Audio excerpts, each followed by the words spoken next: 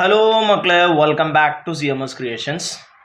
നമ്മൾ നോക്കാൻ പോകുന്നത് നമ്മളുടെ 2019 നമ്മുടെ 8ാമത്തെ ചാപ്റ്ററായ സോളിഡ്സ് ഘനരൂപങ്ങൾ എന്ന് പറയുന്ന ചാപ്റ്ററിൽ നിന്നും 2019 ചോദിച്ചിട്ടുള്ള ചോദ്യങ്ങളും അതിൻ്റെ ഉത്തരങ്ങളാണ്. പഠിത്തമൊക്കെ നല്ല രീതിയിൽ നടക്കുന്നുണ്ടെന്ന് കരുതുന്നു.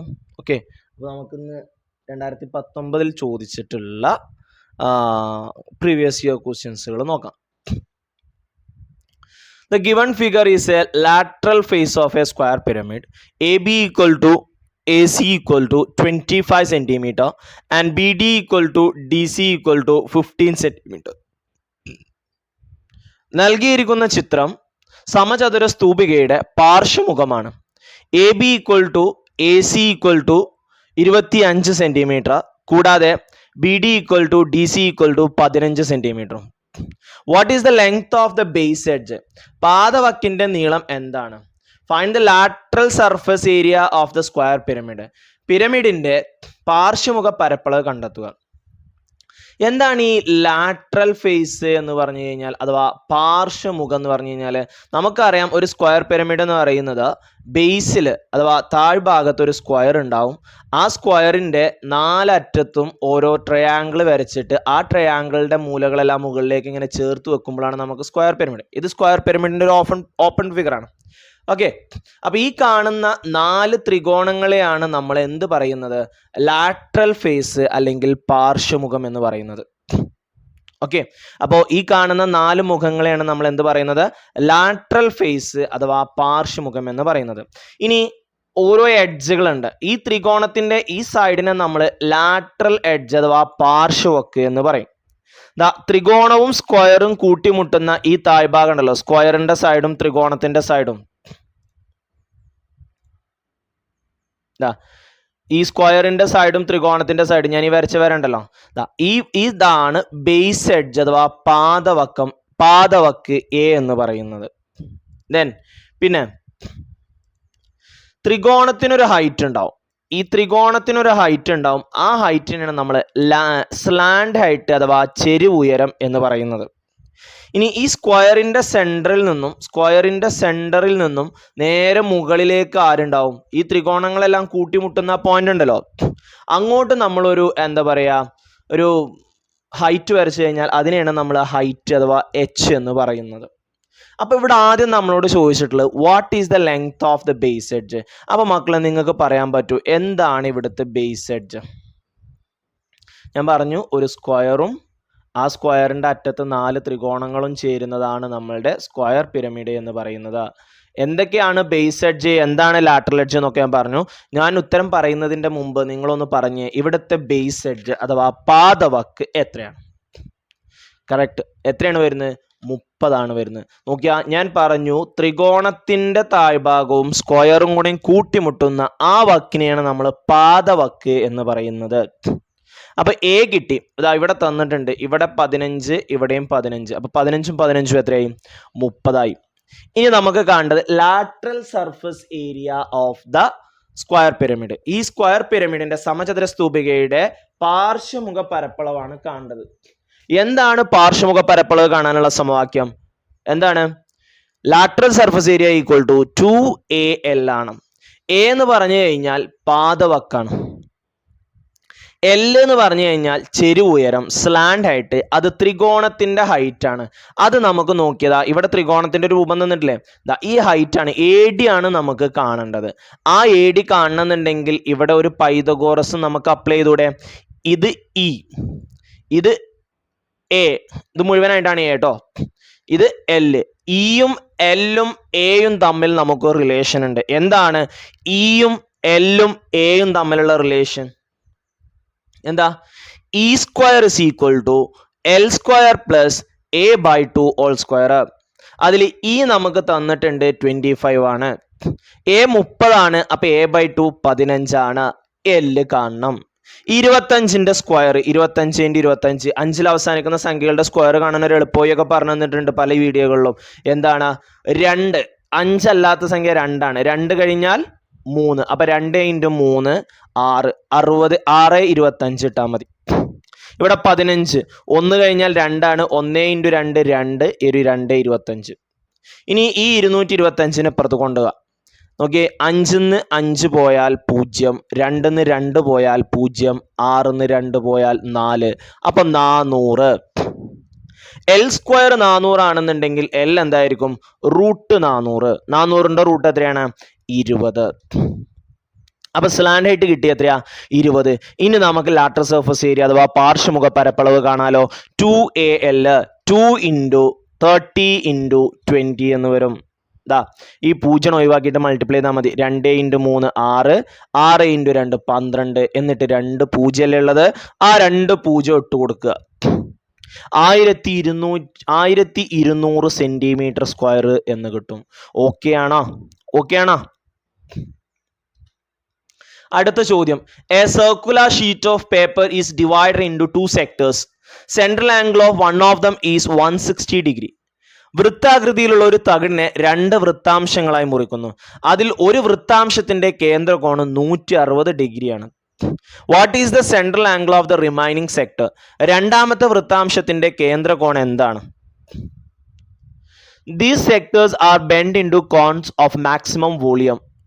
If the radius of the small cone is 8 cm, what is the radius of the other? ഇവ ഓരോന്നും വളച്ച് പരമാവധി വലിപ്പമുള്ള വൃത്തസ്തൂപികൾ ഉണ്ടാക്കുന്നു. ചെറിയ വൃത്തസ്തൂപികയുടെ ആരം 8 സെന്റിമീറ്റർ ആണെന്നുണ്ടെങ്കിൽ മറ്റേതിന്റെ ആരം എത്രയാണ്? What are the slant height of the cones? സ്തൂപികകളുടെ ചെരിവുയരം എന്തൊക്കെയാണ്?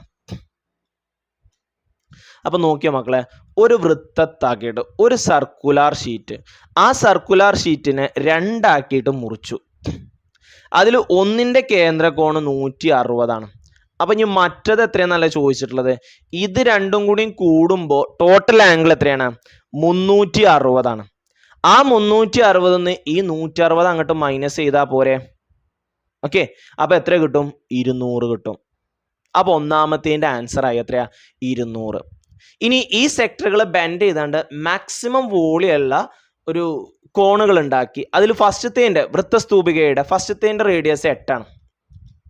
അപ്പൊ ഞാൻ ഈ സർക്കിളിന്റെ റേഡിയസ് ഒന്ന് കാണാൻ പോകട്ടോ. നമുക്ക് ഏതായാലും സി ക്വസ്റ്റ്യന് സർക്കിളിന്റെ റേഡിയസ് വേണം. സ്ലാൻഡ് ഹൈറ്റ് എന്ന് പറയുന്നത് ആ വൃത്തത്തിന്റെ റേഡിയസിനാണ്. സർക്കിളിന്റെ റേഡിയസ് ആണ് കോണിന്റെ സ്ലാൻഡ് ഹൈറ്റ് ആയിട്ട് വരെ ചെരുവരും.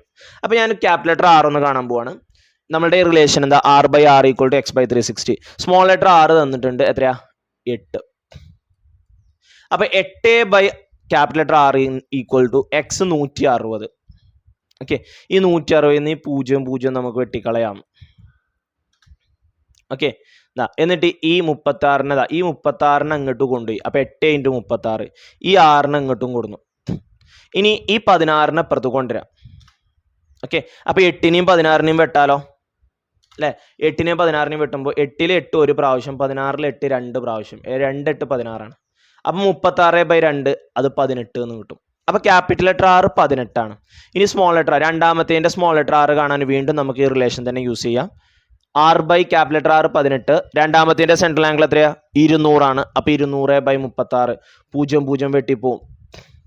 ഈ 18-നെ അങ്ങോട്ട് കൊണ്ടുപോവാ. അപ്പൊ 20 × 18/36, 18/18 1 ആണ്. 36/18 അത് 2 ആണ്. അപ്പൊ 20/2 10 എന്ന് കിട്ടും. ഓക്കെ, അപ്പൊ രണ്ടാമത്തേന്റെ കോണിന്റെ റേഡിയസ് എത്രയാണ്? 10 ആണ്. ഇനി സ്ലാൻഡ് ഹൈറ്റ് ആണ് ചോദിച്ചിട്ടുള്ളത്. അത് ഇനി വേറെ ചെയ്യാനോ നിൽക്കണ്ട. ക്യാപിറ്റൽ ലെറ്റർ R വൃത്തത്തിന്റെ ഈ കോൺ ഇങ്ങനെ വളച്ചുണ്ടാക്കുമ്പോൾ ഈ കോണ് വൃത്തത്തിന്റെ റേഡിയസ് അല്ലേ കോണായിട്ട് വരിക അല്ലെ? അപ്പൊ ക്യാപിറ്റൽ ലെറ്റർ R എന്ന് പറയുന്നത് സ്ലാൻഡ് ഹൈറ്റിന് ഈക്വൽ ആണ്. So capital letter R = slant height അത് 18. ഓക്കെ, അടുത്തത് radius of cylinder is equal to the height. The radius is taken as R. Volume of the cylinder is πr² × h ആണ്. Height മാറി തന്നെ ആയതുകൊണ്ട് πr³.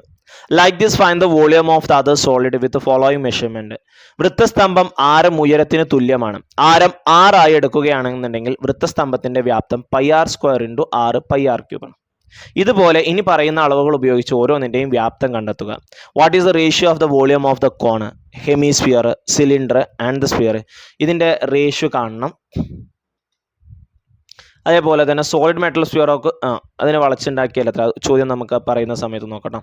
ആദ്യം ഓരോന്നിന്റെ volume കാണണം. ആദ്യം cone. എന്താണ് കോണിന്റെ വോളിയം? 1/3 πr² h ആണ്. നോക്കിയേ, റേഡിയസും ഹൈറ്റും 6 ആണ്. അപ്പോൾ ഈ എച്ചിൻ്റെ സ്ഥാനത്തും 6 തന്നെ വരും. അപ്പോൾ 1/3 πr³ എന്നാവും. πr² × 6 πr³. അടുത്തത് ഹെമിസ്ഫിയർ ആണ്. എന്താ ഹെമിസ്ഫിയറിൻ്റെ വോളിയം? 2/3 πr³. അടുത്ത സ്ഫിയർ എന്താ? 4/3 πr³. ഓക്കെ. ഇനി what is the ratio of the volume of the cone, hemisphere, cylinder, sphere? അപ്പോൾ ആ ഓർഡറിൽ ഞാൻ എഴുതി. Cone, hemisphere, cylinder. കോണിൻ്റെത് എന്താണ്? കോൺ ഇവിടെ ഉണ്ട്. എന്താ? 1/3 πr³. കോൺ എന്താണ്? 1/3 πr³. Hemisphere 2/3 πr³. സിലിണ്ടർ അത് ഇവിടെയാണ്, ക്വസ്റ്റ്യനിലാണ് കേട്ടോ. സിലിണ്ടർ ഇവിടെ ക്വസ്റ്റ്യനിലാണ്. πr³. Sphere 4/3 πr³. എല്ലാത്തിലും πr³ കോമൺ ആണ്. 1/3, 2/3, 1, 4/3. എല്ലാത്തിലും ഡിനോമിനേറ്റർ ഒരെണ്ണത്തിൽ ഒഴിക്കുക, ബാക്കി എല്ലാത്തിലും ഡിനോമിനേറ്ററിൽ 3 ഉണ്ട്. അപ്പോൾ എല്ലാത്തിനും ഒരു 3 കൊണ്ട് ഗുണിക്കുക. 1/3നെ 3 ആയിട്ട് ഗുണിക്കുമ്പോൾ 3യും 3യും ക്യാൻസൽ ചെയ്യാണ്ട് 1 ആവും. 2/3നെ 3 ആയിട്ട് ഗുണിക്കുമ്പോൾ മുകളിൽ നിന്ന് 3യും 3യും ക്യാൻസൽ ചെയ്യാണ്ട് 2 ആവും. 1നെ 3 ആയിട്ട് ഗുണിക്കുമ്പോൾ അത് 3 ആവും. 4/3 × 3 ചെയ്യുമ്പോഴോ 3യും 3യും ക്യാൻസൽ ചെയ്യാണ്ട് 4 ആവും. അപ്പോൾ റേഷ്യോ കിട്ടിയ എന്താ? 1:2:3:4. ഓക്കെ. ഇനി a solid metal sphere of radius 6 cm is melted and recast into a solid cone of radius 6 cm and the height 6. Find the number of cone. അതായത് ഒരു സ്ഫിയറിനെ വളച്ചുകൊണ്ട് ഉരുക്കിങ്ങാണ്ട് കോണാക്കിയിട്ട് മാറ്റുകയാണ്. അപ്പോൾ കോണായിട്ട് തന്നെ അല്ലേ? കോണാ. സ്ഫിയറിൻ്റെ വോളിയം ഡിവൈഡ് ബൈ കോണിൻ്റെ വോളിയം എന്ന് കൊടുത്താൽ മതി. സ്ഫിയറിൻ്റെ വോളിയം എന്താ? 4/3 πr³ ആണ്. അതിൻ്റെ റേഡിയസ് 6 ആണ്. ഓക്കെ, റേഡിയസ് എത്രയാണ്? 6 ആണ്. അപ്പോൾ r³. പിന്നെ കോണോ 1/3 πr³. πr³ വരാൻ കാരണം എന്താ? 1/3 πr³. റേഡിയസും 6 ആണ്, ഹൈറ്റും 6 ആണ്. അപ്പോൾ r³. πr³ വെട്ടിപ്പോയി. പിന്നെ 4/3 1/3 ആണ്. അതിനെ റെസിപ്രോക്കൽ കൊണ്ട് മൾട്ടിപ്ലൈ ആണ്. അപ്പോൾ 4/3 ഡിവിഷൻ എന്താവും? ഇൻറ്റു ആവും. 1/3 എന്തായി? 3/1 ആയി. 3യും 3യും ക്യാൻസൽ ആയി 4. അപ്പോൾ എത്ര എണ്ണം ഉണ്ടാക്കാൻ പറ്റും? 4 എണ്ണം ഉണ്ടാക്കാൻ പറ്റും. ഓക്കെ അല്ലേ മക്കളെ? ഓക്കെ അല്ലേ? അപ്പോൾ ഇത്രയും ചോദ്യങ്ങളാണ് 2019 നമ്മുടെ സോളിഡ്സ് എന്ന് പറയുന്ന ചാപ്റ്ററിൽ, അഥവാ ഘനരൂപങ്ങൾ എന്ന് പറയുന്ന ചാപ്റ്ററിൽ ചോദിച്ചിട്ടുള്ളത്. ഇതിൽ ഒരുപാട് ഇക്വേഷൻസ് പഠിക്കാനുണ്ട് മക്കളെ. ഇക്വേഷൻസ് ഒക്കെ നന്നായിട്ട് പഠിക്കുക. ഇക്വേഷൻ എഴുതുന്നതിന് നമുക്ക് മാർക്ക് ഉണ്ടാവും. അതിൽ വാല്യൂ സബ്സ്റ്റിറ്റ്യൂട്ട് ചെയ്യുന്നതിന് നമുക്ക് മാർക്ക് ഉണ്ട്. പിന്നെ ആൻസറിന് മാർക്ക് ഉണ്ട്. അതുകൊണ്ട് ഇക്വേഷൻസ് നന്നായിട്ട് പ്രാക്ടീസ് ചെയ്യുക. ഡെയിലി മോർണിംഗ് എണീക്കുമ്പോൾ നമുക്ക് ഇനി ഒരു 7 ദിവസത്തെ ഗ്യാപ്പ് വരുന്നുണ്ട് അല്ലേ മാത്സിന്. അപ്പോൾ ഡെയിലി മോർണിംഗ് എണീക്കുമ്പോൾ എന്ത് ചെയ്യുക? ആദ്യം ഇക്വേഷൻസ് ഒന്ന് വായിക്കുക. എല്ലാ ഇക്വേഷൻസും ഒന്ന് വായിച്ചു നോക്കുക. എന്നിട്ട് ക്വസ്റ്റ്യൻസുകൾ ഓരോന്ന് ചെയ്യുക. ഓക്കെ, നന്നായിട്ട് പ്രാക്ടീസ് ചെയ്ത് കഴിഞ്ഞാൽ അതിൻ്റെ ഫലം നമുക്ക് എന്തായാലും കിട്ടും. വെറുതെ നമ്മൾ ഈ എന്താ പറയുക, പരിശ്രമിക്കാതെ നമ്മൾ തോറ്റ് കഴിഞ്ഞ് കഴിഞ്ഞാൽ അതിനൊരു വില ഇല്ലാതെ ആയിപ്പോവും. ഓക്കെ, പരിശ്രമിച്ചിട്ടില്ലെങ്കിൽ അവിടെ പരാജയം ഉറപ്പാണ്. അതുകൊണ്ട് നന്നായിട്ട് പരിശ്രമിക്കുക, നന്നായിട്ട് കഷ്ടപ്പെടുക. ഹാർഡ് വർക്കിനുള്ള റിസൾട്ട് ഉണ്ടാവും. നമ്മൾ കഷ്ടപ്പെട്ടിട്ടില്ലേ അവിടെ റിസൾട്ട് ഇല്ല എന്നാണ് പറയുന്നത് അല്ലേ? അപ്പോൾ നന്നായിട്ട് കഷ്ടപ്പെടുക കേട്ടോ, എങ്കിലേ നമുക്ക് എന്താ പറയുക വിജയത്തിലോട്ട് എത്തിപ്പെടാൻ പറ്റുള്ളൂ.